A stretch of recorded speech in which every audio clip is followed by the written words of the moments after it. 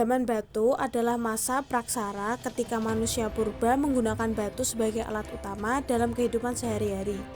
Pada masa ini, teknologi logam belum dikenal, sehingga peralatan seperti kapak, pisau, dan alat serpih dibuat dari batu yang dipukul, diasah, atau dipecah. Zaman batu terbagi menjadi 3 periode utama. Yang pertama, zaman Paleolitikum atau batu tua. Ciri-cirinya hidup berpindah-pindah, mengandalkan alam, hidup dalam kelompok kecil, dan tinggal di gua atau alam terbuka. Cara kehidupan berburu binatang, menangkap ikan, dan mengumpulkan makanan. Alat-alatnya biasa digunakan kapak genggam, kapak perimbas, alat serpih. Manusia pendukung ada Pithecanthropus erectus, Homo erectus, dan Homo habilis.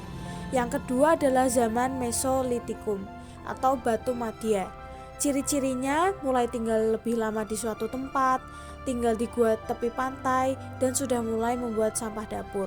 Cara kehidupan berburu, menangkap ikan, mengumpulkan sagu, dan mengenal api. Hidup lebih menetap dibanding Paleolitikum. Alat-alat, kapak Sumatera, flakes, dan alat tulang dan tanduk. Manusia pendukung ada Homo sapien awal. Yang ketiga, yang terakhir, zaman Neolitikum atau batu baru.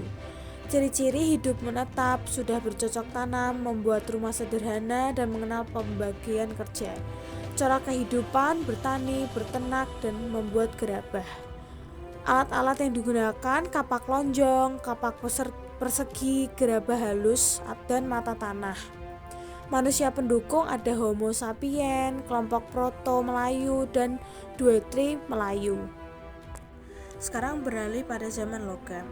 Zaman logam adalah zaman periode praksara ketika manusia sudah mampu mengolah logam seperti tembaga, perunggu, dan besi untuk membuat alat-alat kehidupan. Pada masa ini, teknologi manusia berkembang pesat dibanding zaman batu.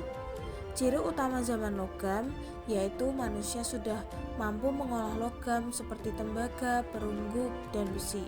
Hidup lebih menetap dan membentuk pemukiman besar. Mulai muncul kepemimpinan, pembagian kerja, dan struktur sosial. Teknologi lebih maju dibanding zaman batu.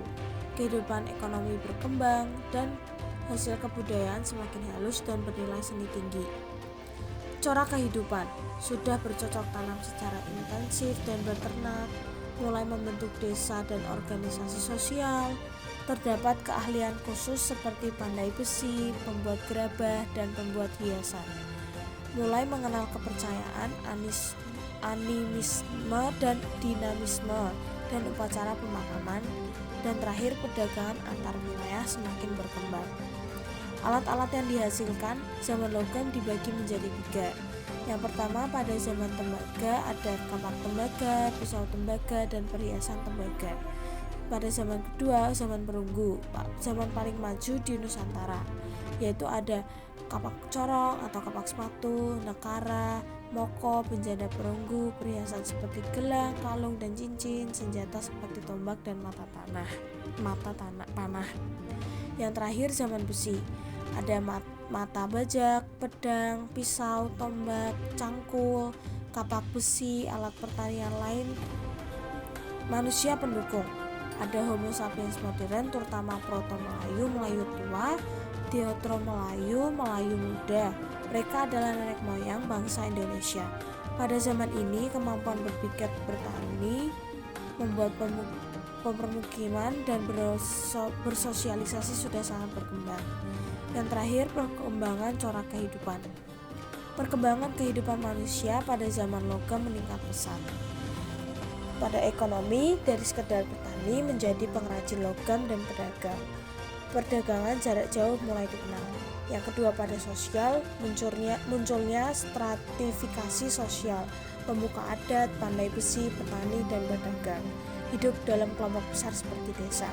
Yang ketiga, budaya.